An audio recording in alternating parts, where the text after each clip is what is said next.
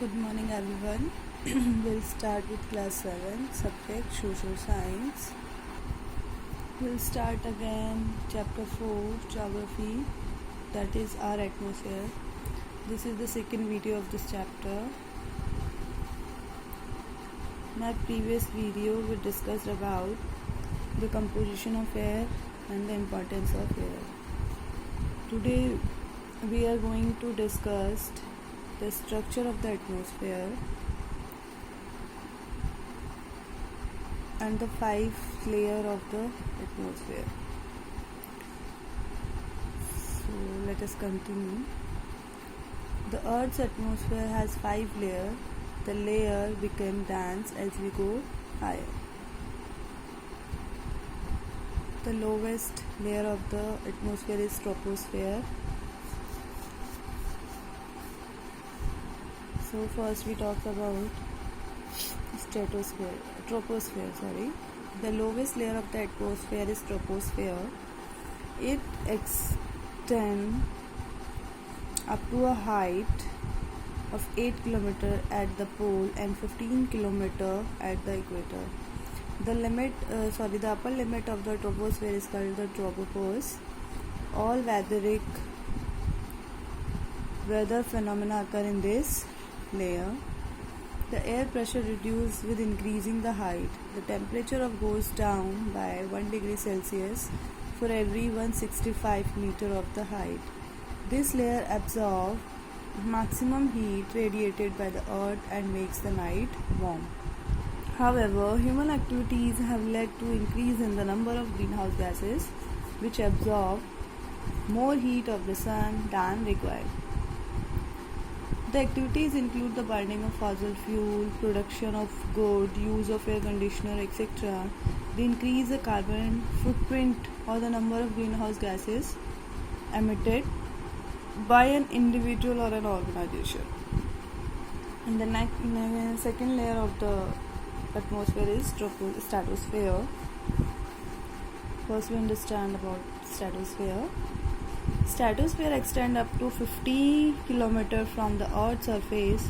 It holds about 90% of the atmospheric gases but very little water vapor. Aircraft fly in this layer.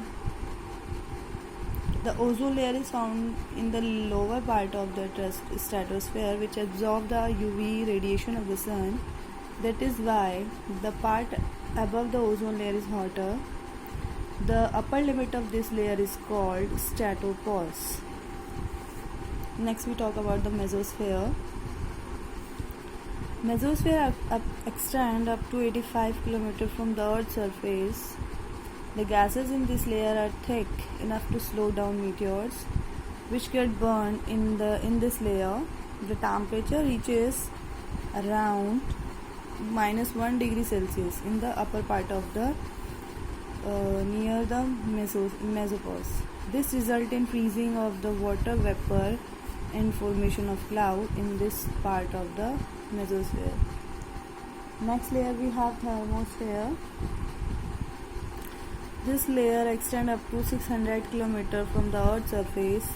Electrically charged particles or ions in the lower part of this layer reflect radio waves.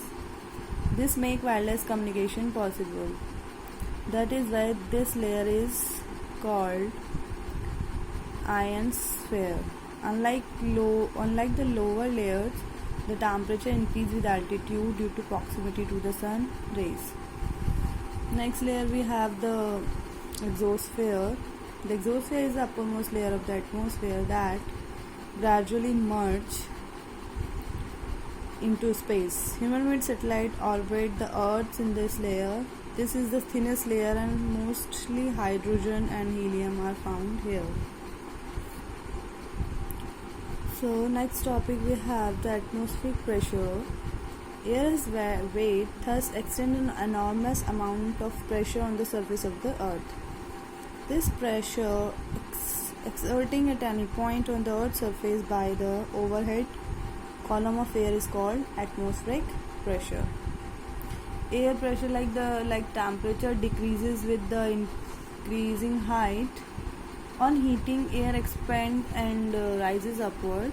On the other end, cold air contracts, becomes heavier and sinks downward. These conditions of temperature and pressure of the air influence weather and climate. Differences in air pressure are responsible for the horizontal movement of air called wind.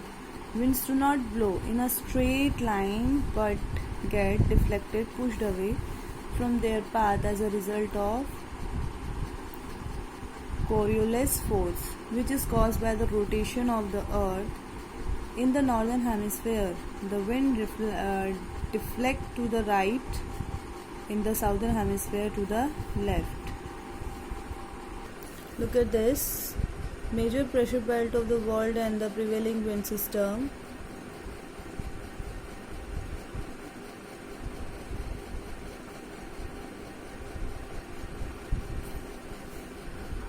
Okay, now there is a question regarding your home assignment. The question: what is atmospheric pressure? And second, what does the atmosphere keep the earth warm?